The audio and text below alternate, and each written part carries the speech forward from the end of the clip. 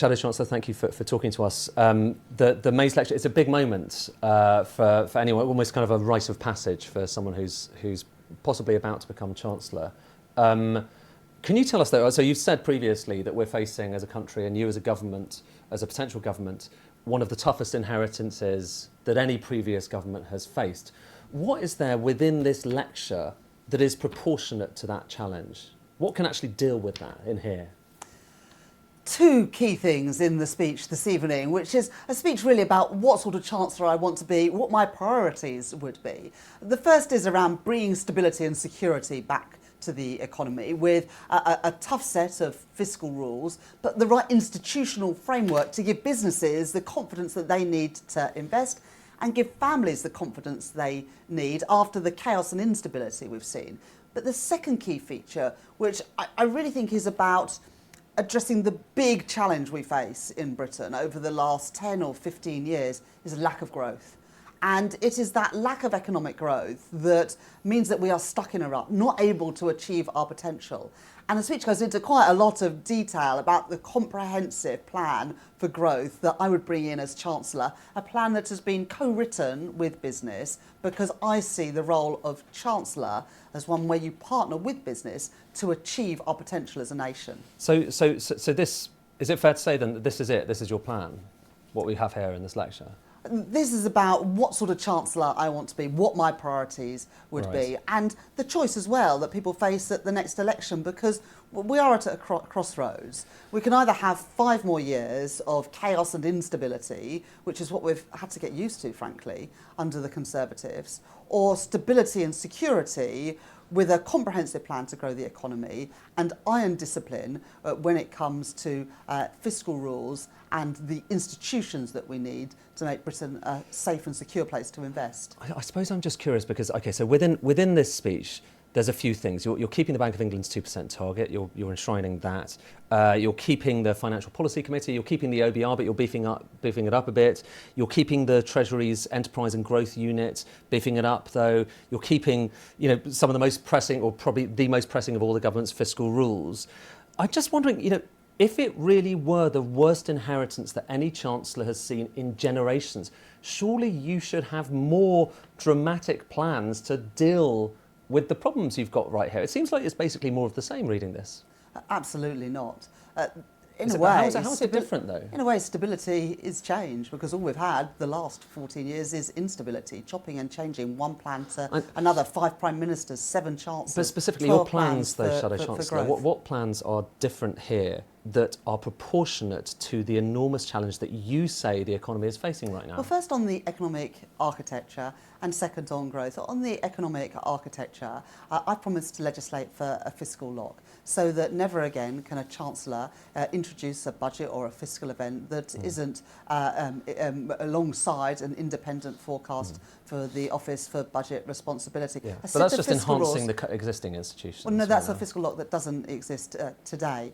In addition, fiscal rules that get debt down as a share of GDP, but which also is what the current separate fiscal out, rules do. but also separate out spending on day-to-day things Right. and the long-term investment that we need to grow our economy. So, but there were previous fiscal rules again under the Conservatives. Previous fiscal rules had looked a little bit like that as well. So this doesn't sound like a massive change in the fiscal rules. So first of all, on the architecture, and second on the plan for growth. And the plan for growth is built on 3 pillars: stability, investment, and reform.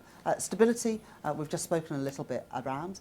Investment, the creation of a new institution, a national wealth fund, to leverage in private sector investment. I've already set out in shadow form, set up the British Infrastructure Council with some of the biggest UK and global investors in the world, helping us to structure the way in which we can grow our economy. Mark Carney, Amanda Blank and Venkat from Barclays are going to be on a task force that I've just commissioned of how we can establish a national wealth fund to best leverage in private sector investment to meet our objectives around decarbonising the economy whilst creating good jobs here in Britain. So investment and then reform. So reform to our planning system, which this government have balked at, and we will introduce, because we've got to get Britain building again, alongside reforms to the skills and apprenticeship levy, to the pension system, and a plan to get people back to work if you do all of these things, I am confident that we can realise our potential as a country, because I go around Britain and I see so much potential, so many fantastic things happening,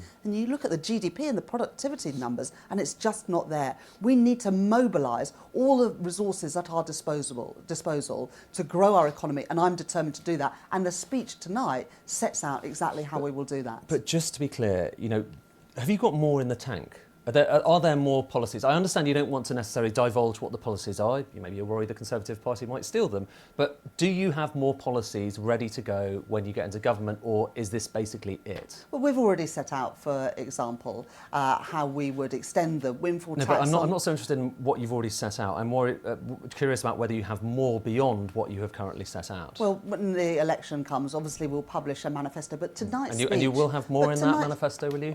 I really, a little bit more, or lots more? I really think in the speech this evening I am setting out the sort of Chancellor that I want to be. A comprehensive plan to grow the economy. The last 14 years, if we had have grown at the average rate of other OECD economies, just the average, our economy would be £140 billion bigger today. That's £5,000 for every family in Britain, £50 billion more in tax revenue. I'm determined to get growth back to our economy, because it's only through growing the economy that we can lift living standards for working people. And this will be the first Parliament on record where living standards have fallen. That's not good enough. I'm determined to bring about a change to make working people better off. Can I just run through kind of three May's lectures kind of pledges? Okay. Number one, encouraging businesses to invest more. Number two, improving technical skills. Number three, cementing Britain's position as the most innovative economy in the world. They all sound quite sensible, don't they? And in fact, they're all in your May's lecture. But they were the three priorities in Rishi Sunak's May's lecture back in 2022. So there's not, as much difference as you might like to make out between what you're proposing and what the previous government was actually kind of proposing. So, well, as you can imagine, I've spent a bit of time recently reading many previous May's lectures, including the one of the current Prime Minister, Rishi Sunak. Yeah. In his May speech, he spoke about the importance of skills. I agree with that, but there was a lot that he didn't talk about in that lecture. He didn't talk about the sort of economic stability that we need to bring back to our economy. He didn't talk about how to create a national wealth fund to invest in some of the industries of the future. There was no comprehensive plan in there to grow the economy, and that's been played out in real time with an economy that is now in recession after 14 years of Conservative government. I just think we've got to think and be much bigger and bolder than what this government are capable of. That's all got to be built on a rock of economic stability.